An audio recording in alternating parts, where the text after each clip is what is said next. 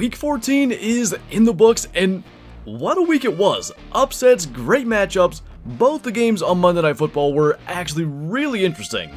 And at the end of the day, our record for Week 14 was 8-7. At least for above 500, it brings our season record to 131-77.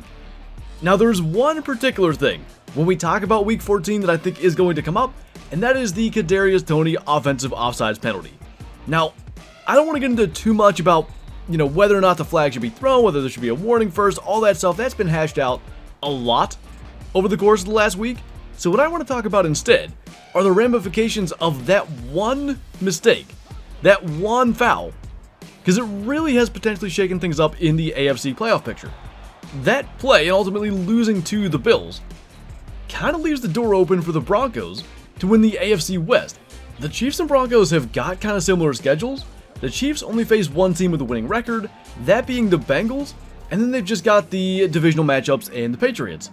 The Broncos get the Lions this week, plus the Patriots, and the same two teams, the Chargers and Raiders, for their divisional matchups. So there is definitely a reality in which the Broncos win the AFC West. They're only one game back, they've split the series.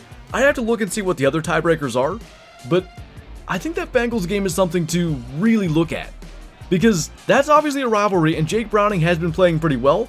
I do wonder if by that point he'll still be keeping up, because he's kind of got a Mike White aspect to him, and we'll get into that more when we get to the Bengals game this week. But that definitely kind of caught my interest when I realized how close that is. The other side of it is the Bills. Their win and the Dolphins' loss on Monday night gives the Bills an opening to win the AFC East, and that looked long gone just a couple of weeks back. So the Bills face the Cowboys at home this week, then the Chargers and the Patriots. The Dolphins get the Jets. That will not be an easy matchup. Cowboys and Ravens, and then the two meet quite possibly for the division crown Week 18. So that division race is really heating up. A couple of really good games coming there as well. And ultimately, if Kadarius Toney lined up correctly and the play stands, maybe the Bills do drive down and win anyway, and that part of the conversation isn't as important. But I really think a play like that, the lateral from Travis Kelce, could galvanize the entire team. And I'm a big fan of timely laterals like that. I've always thought that offenses should use it more. Anytime you see like a hook and ladder play or anything like that that works, it makes you think it should be utilized more and more. So I hope to see it more, and it sucks it didn't count. It was an awesome play, but it really set into motion a lot of interesting stuff going forward for the final couple of weeks of the regular season. Speaking of that, let's get into Thursday Night Football for Week 15, featuring the household names of Easton Stick and Aiden O'Connell as starting quarterbacks for this Chargers at Raiders Thursday Night Football matchup. This one is tough because, for one, Josh Jacobs is also a game time decision. Aiden O'Connell is slated to play. If you don't know, Justin Herbert has a season-ending finger injury, so Easton Stick is going to start for the Chargers this week. He didn't look terrible last week. He was 13-24 against a much improved Broncos defense.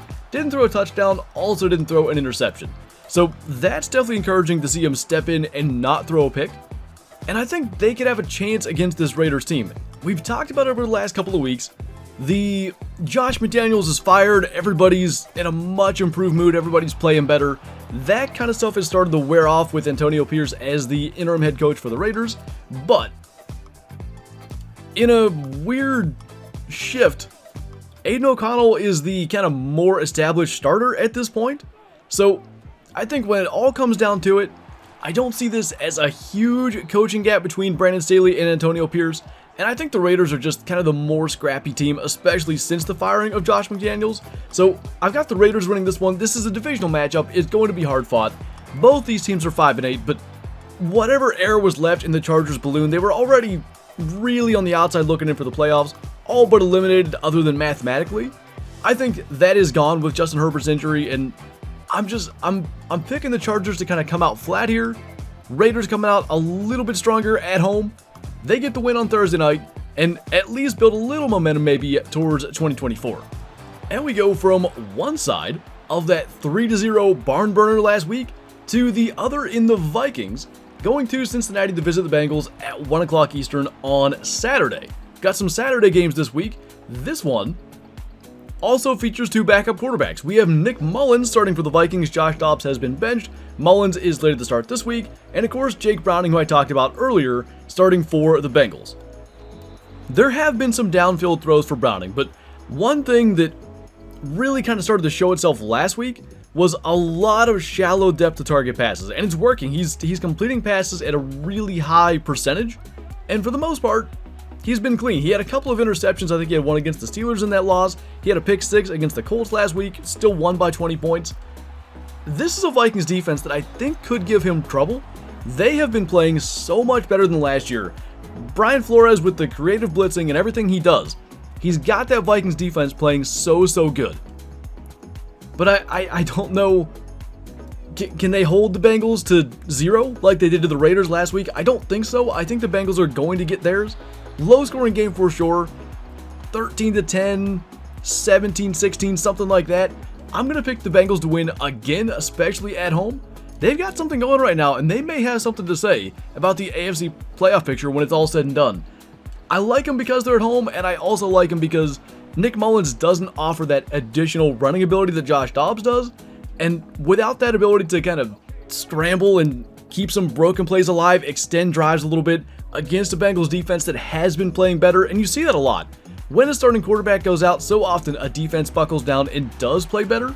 I think the Bengals have been doing that, and without that extra aspect of his game, and Nick Mullins getting the first start of the year for the Vikings, I just think they're not going to be able to muster enough offense. I think it'll be close, as I said. Got the Bengals getting the first win of the day on Saturday. We are 3 games into this, and we have not found a day 1 starting quarterback yet. The Steelers are visiting Indianapolis to take on the Colts. The Mitch Trubisky-led Steelers, of course, with the Gardner Minshew-led Colts. I just can't pick the Steelers right now, and it's one of those things, I've said this before, they won when I did this. It's a win-win for me because as a Steelers fan, if they win, I'm pleasantly surprised. If they lose, I'm right in my choosing the Colts. But both these teams are 7-6. Both these teams lost last week. They're in playoff position, and they need this win badly. The difference is the offensive scheme. Shane Steichen with the Colts versus the now amalgamation of Mike Sullivan and Eddie Faulkner. The Colts' offensive scheme is creative. They scheme guys open. They call plays with a purpose. Whether or not this has anything to do with Matt Canada, I don't know, but the Steelers' offense doesn't do that. It's a lot of relying purely on the players, and I just don't think they have enough here. Now, one thing to keep in mind, and this kind of bothers me that I didn't pick the Patriots last week against the Steelers. The Steelers have not lost to the Colts, and they've played them a lot, since 2008, which is interesting because they then went on to win the Super Bowl that year. The Patriots generally played really well against the Steelers and have beaten them. I think Belichick is something like 9-3 or maybe 10-3 now against Tomlin. So coaching matchups are a thing here, but I just think this Colts offensive scheme is going to be too much. The Steelers defense hasn't been as good as of late. They've not made those timely plays, those timely turnovers. So I'm picking the Colts at home to improve to 8-6 and keep their playoff hopes alive. Finally, we find some starting quarterbacks in the 8:15 Eastern kickoff slot on Saturday. Broncos visiting the Lions. This is a huge game for both teams. Talked earlier about the Broncos having a chance to win the AFC West. If they want to do that, they got to get past the Lions on Saturday. The Lions are kind of in a tailspin right now. Going back to Thanksgiving, they dropped that game to the Packers. They were able to beat the Saints, but they got up early and really had to hang on for dear life as the Saints stormed back. And then they dropped a game to the Bears. By the way, prior to Thanksgiving, they had to make a kind of miracle comeback at the end of the game to beat the Bears then. So this is why it's a huge game for the Lions. I've talked about culture and how teams have to learn to win. I still think there's a little bit of pre-Dan Campbell, pre-good Lions teams, just kind of, in the air somewhere out there in Detroit, because you see it kind of sneaking in here and there. It's December football. It's meaningful football. And the Lions don't look like that team that they were earlier in the year. This could be really, really interesting. The Lions defense, especially, has been just terrible lately. Like they're looking like the 2022 Lions defense. And I think the Broncos offense is going to be able to move the ball. I do think the Lions offense will get theirs as well. The Broncos defense has been playing better, but they've shown they can be had. I think I'm going to pick the Broncos. I don't know. This game could definitely go either way, but looking at this, I think the Broncos offense is going to have their way enough. Maybe they can get to 27. I feel like that's going to be about the number. Maybe 3 touchdowns, 2 field goals. I'm going to pick the Broncos 27-24, something like that. I don't know, gut feeling as much as anything, but I don't like what I've seen out of the Lions lately. I do like what I've seen from the Broncos. Hasn't always been pretty, but they've been getting it done more so than the Lions. I trust them more in December. I trust Sean Payton a little more in December. I'm going to pick the Broncos to get the win on the road in Detroit. So we've made our way to Sunday, where the Giants will be traveling to New Orleans to take on the Saints. These are the Tommy DeVito-led Giants, who have won 3 games in a row. The Saints, on the other hand, Derek Carr has been, making enemies with his offensive line. It looked like his center was going to beat him up last week, and they won fairly handily in Carolina. It's just, their offense really never got much of anything going. Fortunately for them, Carolina's offense never got anything going, and there's been tensions with Derek Carr there all year long. I think the Giants defense can do very similar things to what Carolina's defense did to this Saints offense. And I can't believe I'm going to say this. I think I'm picking the Giants on the road. This feels like it could definitely be a mistake. But like I said, the Giants defense, when their offense is doing anything, they can play pretty well. And they've shown all year they can be kind of a pain for offenses to go against. The 2 things that concern me are the Saints do have a good secondary, and they are much more alive for a playoff spot than the Giants are. The Giants are a super distant hopeful. The Saints are still just out of winning the NFC South. But that didn't stop the Giants last week. They took out these 7-seed Packers. And despite the fact that they're on the road here, the vibes, I don't know how important vibes are in picking football games, but we've used it this year and it's worked. The vibes around the Saints are not good lately. The vibes around the Giants, they're kind of a team that seems to be getting hot. Probably a little bit too late, but I'm picking the Giants on the road to beat the Saints and get their 4th straight win. We've got the Bears visiting the Browns. This is a rematch of a game from September of 2021. It was Justin Fields' first start, and it wasn't great. It was a 26-6 loss. Justin Fields was sacked 9 times. And, obviously he has grown as a passer since then. And he has also shown, though we knew this, he can be an electric runner of the football as well. The Browns seem to be starting Joe Flacco yet again, and he's been playing pretty solid football. He's made some, untimely turnovers, but from a guy coming off the couch, throwing for over 300 yards, not too bad. I definitely could see the Bears winning this. I think if Justin Fields plays one of his better games, the Bears actually have the upper hand. If Justin Fields turns the ball over maybe even once, I'd lean towards the Browns.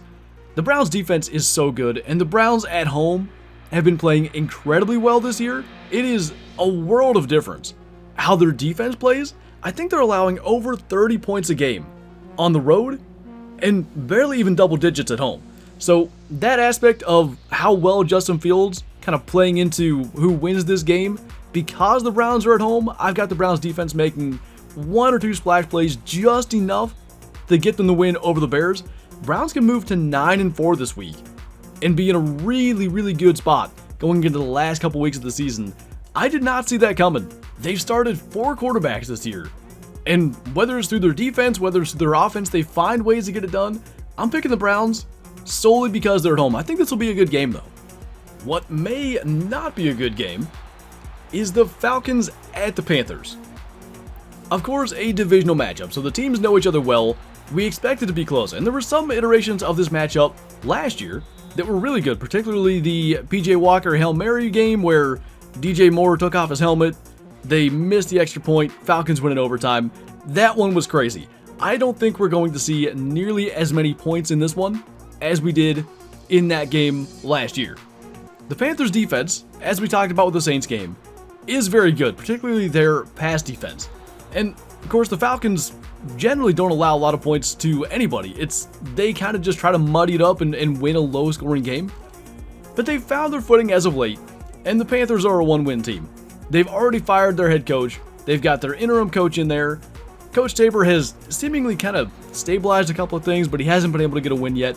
I don't think they get a win here either. The Falcons are now out of first place in the NFC South after that loss to the Buccaneers last week. I think they rebound. They've been that kind of roller coaster team, win one, lose one all year. Simple as that. Going against a one-win team, I can't pick the Panthers. I said I'm not going to pick the Panthers the rest of the year. Got the Falcons going into Carolina and getting the win. Speaking of the Buccaneers, they are headed to Lambeau to take on the Packers, who just lost on Monday night to the Tommy DeVito-led Giants. Now, the Giants defense is better than the Buccaneers defense. This could be a really intriguing game. The Bucs have kind of rebounded after a really bad midseason slump.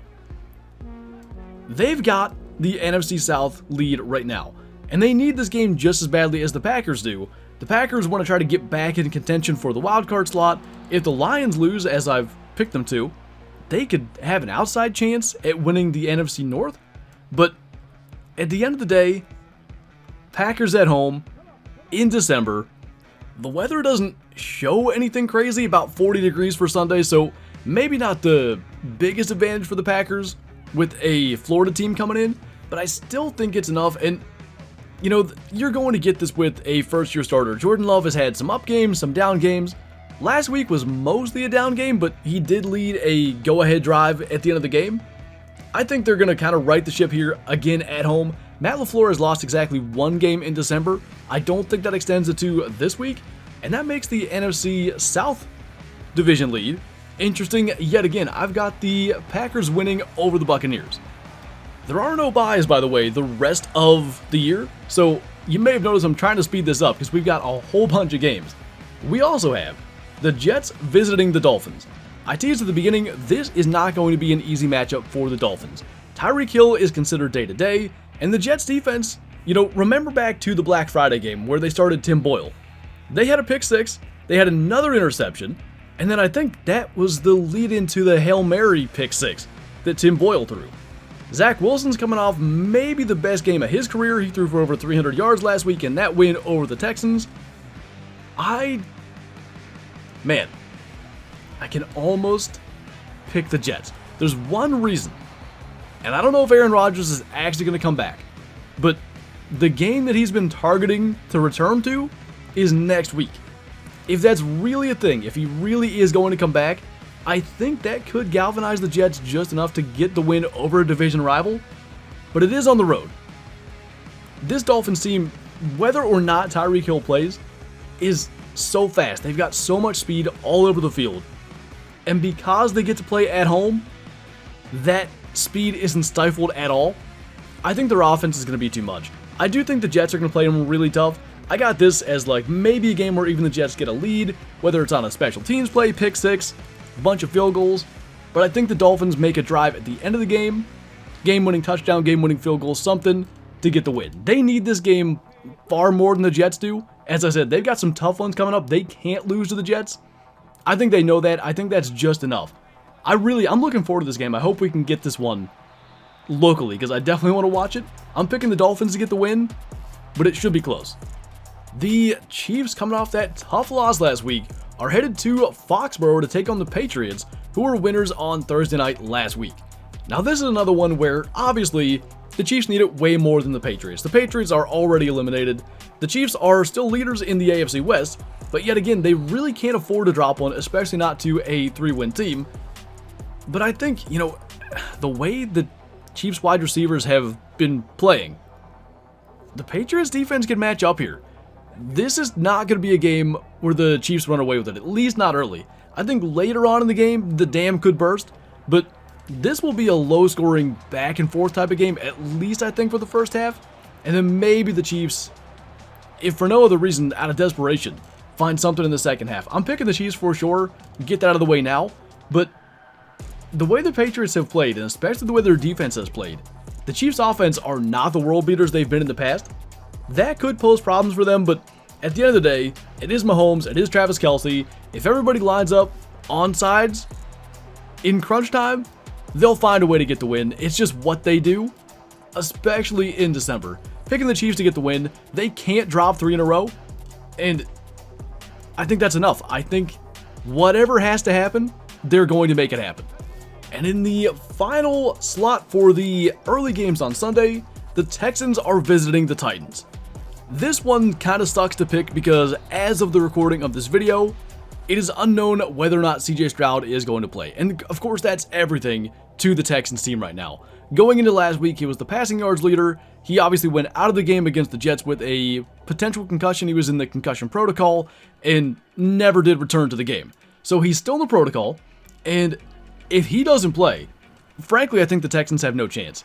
It's probably going to be Davis Mills. They do have Case Keenum on the roster as well, but it's CJ Stroud or bust, and I mean like bust maybe out of the playoffs for the Texans right now. And the Titans, even if CJ Stroud does play, are not just going to roll over. They were able to beat the Dolphins on Monday Night Football last week with a 14-point comeback in the final 3 minutes. Levis made some incredible plays. They had some, self-inflicted wounds, that pick six on a screenplay. There was that toss play to Derrick Henry where Levis kind of,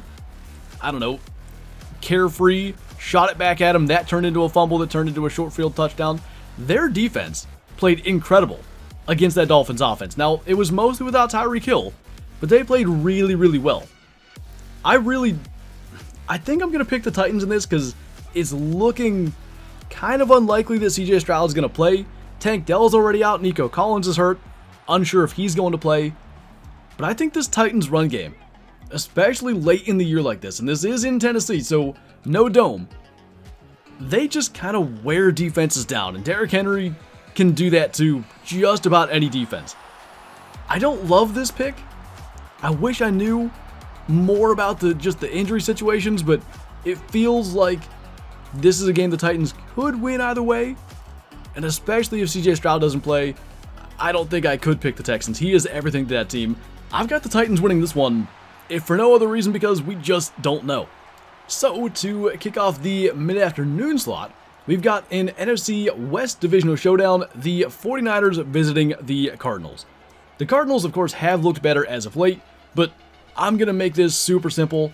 I'm picking the 49ers to win this game. They're the better team. They have gotten the better of this rivalry for quite some time now, and they've built so much momentum. Not only that, they were able to beat the Eagles. They had the Eagles lose to the Cowboys last week, and suddenly they're the number one seed in the NFC. I don't think they're letting go of this.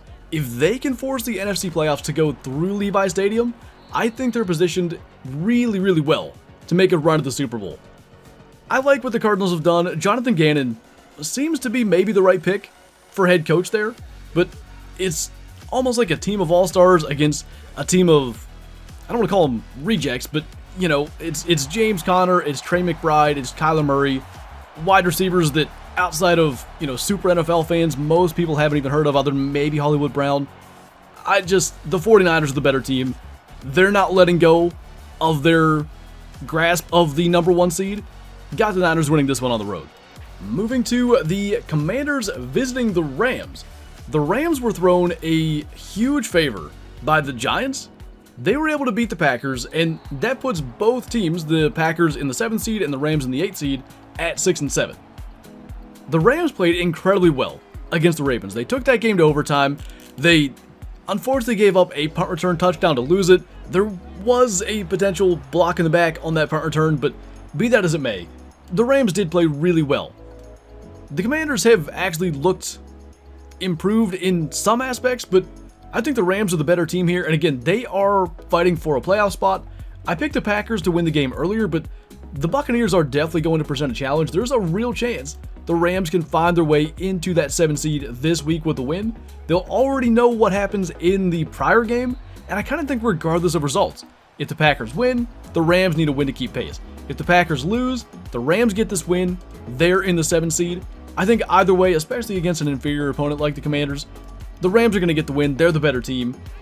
The Commanders, I feel like they're just kind of waiting to fire Ron Rivera and maybe promote Eric Bieniemy. I think that would be good for him to get a head coaching job anyway, but they're kind of just waiting for the season to be over, I feel. The Rams have a chance. Got them getting the win at home. A potential Game of the Week candidate with huge playoff implications, the Cowboys are visiting the Bills. Now, one thing to keep in mind, this game is of course being played in Highmark Stadium on turf. The Cowboys have been a very different team at home, and they've also been a different team when playing on turf. On grass, they're notably kind of slower, and they haven't been nearly as dominant. So I think it really benefits them, even though this game's on the road, it is at least on turf. On the other hand, the emotional high of beating the Eagles, that was obviously a very big game for the Cowboys, and not only beating them, but beating them pretty thoroughly. I do think there could be a bit of a letdown, and they're running into a Bills team that needs this win. If they can get this win, the remaining games are very, very winnable, and they could very well end up winning the AFC East. Now, the Cowboys cannot afford to drop another one. They need the Eagles to lose one to begin with to get the NFC East crown. So I kind of do think the Bills need it a little bit more. Dallas has one more tough game against Miami yet. The Eagles are through the tough part of their schedule. They do get Seattle. That's actually the Monday night game. We'll get to that in just a little bit. You know, Josh Allen has for the most part cleaned up his play. He has been looking a little bit better, making fewer of those kind of seemingly senseless turnovers. There was one again last week, but for the most part, he has looked much improved.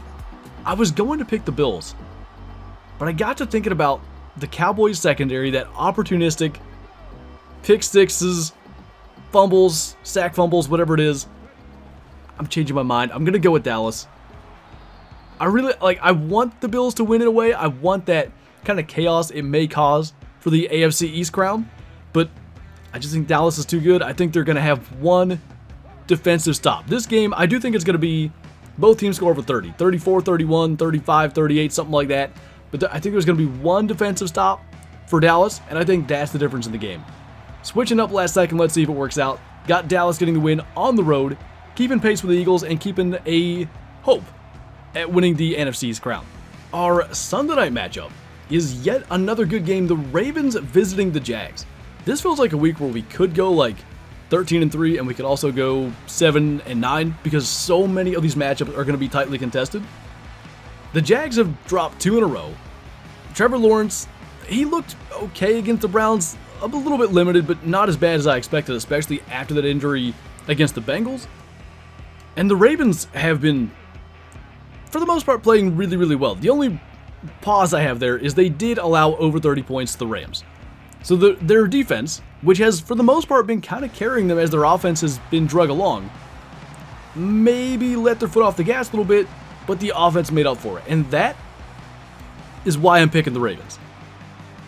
The offense found their footing enough to get the win last week, even with special teams helping them out in overtime. The defense can play much better than they did, and I think they will here. This probably won't be the downpour kind of sloppy conditions they had against the Rams. The game is being played in Jacksonville. I think that helps them out, actually. I think they're going to play a clean game. I think they're going to get the win over Jacksonville. If CJ Stroud can start, and if the Texans can get the win over the Titans, that makes the AFC South interesting. That is what is so intriguing about these last couple of weeks of football. Everything could shift. Like, all the division leaders just about could shift. There's a couple that are pretty safe. The Niners are one of them, but for the most part, a lot of stuff is up in the air. And if the Ravens do win here, the AFC South could very much be up in the air. I'm picking the Ravens. I could pick the Jags if Trevor Lawrence was fully healthy, but the way both teams have looked as of late, the kind of trends of both teams, the Ravens have been playing better, and I just think the Jags are kind of running into a buzzsaw. Got the Ravens winning on the road, and we move into our final game, Monday Night Football, Eagles visiting the Seahawks. I think for the first time, we're going to have one of these videos go over 30 minutes. But I mentioned, the Eagles are pretty much through the tough part of their schedule.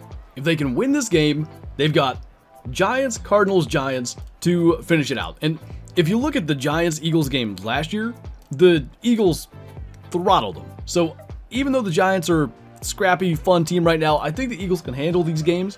The Seahawks won, though. Keep in mind, they put up huge numbers against Dallas.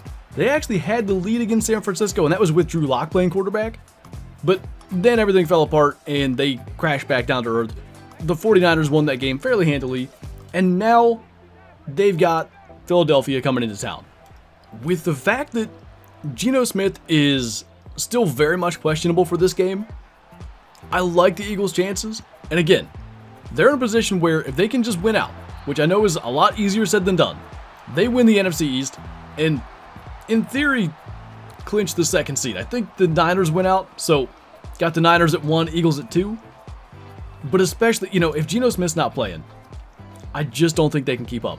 The Eagles haven't looked themselves for really all year. There's been a couple of games here and there where they've looked, as good as they were last year, but I do think there's a chance that this game kind of goes back and forth.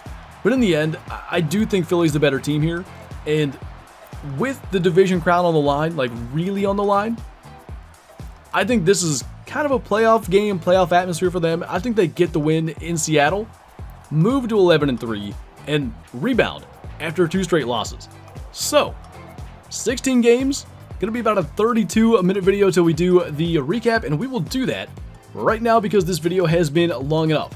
I've got the Raiders over the Chargers tonight on Thursday Night Football, picking the Bengals to beat the Vikings, Colts over the Steelers, got the Broncos over the Lions, Giants beating the Saints, Browns over the Bears, Falcons beating the Panthers, Packers beating the Buccaneers, Dolphins beating the Jets, got the Chiefs over the Pats, the Titans beating the Texans, 49ers, of course, over the Cardinals, Rams beating the Commanders, Cowboys on the road over the Bills, got the Ravens beating the Jags, and the Eagles beating the Seahawks.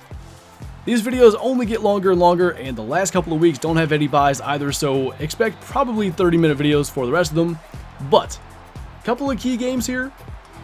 Cowboys-Bills, I think, is the biggest one. Let me know in the comments below, who do you guys have winning that one? As always, thank you for watching, enjoy the games, and I'll see you next time.